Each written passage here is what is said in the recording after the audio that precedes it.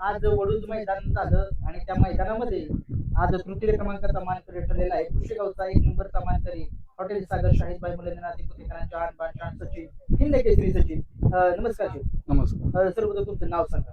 माझं नाव ऋषिकेश वाईस. काय सांगाल आज सचिन कसा पळाला आपला गटाला आणि सचिन लागची जोडी कशी पळाली? गटाला बी उघड्याच पळली, कडेनच पळली. सीमेला बी कडच म्हणायचं आणि फायनलला बी कडच. तिन्ही फेर तशी कडनच पळाली गाडी. काय सांगाल कड कसं काय नशीब आलं आज? नाही नशिबी आतनं तास आलत पण ती गाड्या तुटल्या ना, त्याच्यामुळे नशिबा पुढं काय आता. परंतु पण गाडी चांगली पळाली. गुलालाचा बादशाह त्याला म्हटलं जातं. काय हा सांगाल? गाडी तिन्ही फेर जुगून पळाली, चांगली पळाली गाडी.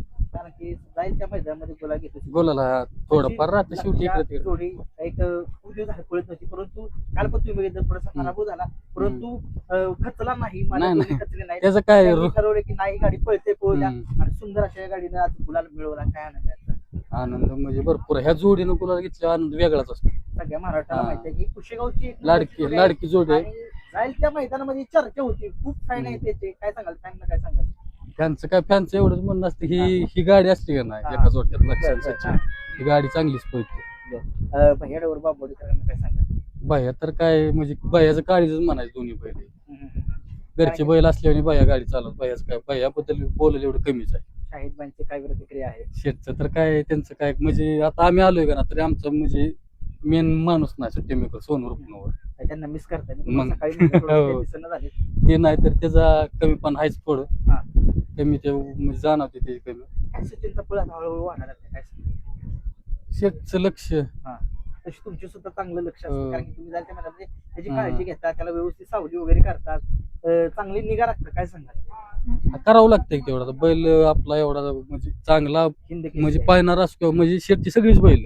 आता सचिन पळतो म्हणून सोडून द्या, पण बाकीची बैल आहेत ना, बाकीच्या बैलांना बी सचिन एवढंच सगळं म्हणजे काय असेल खुराक सगळं सचिन एवढंच.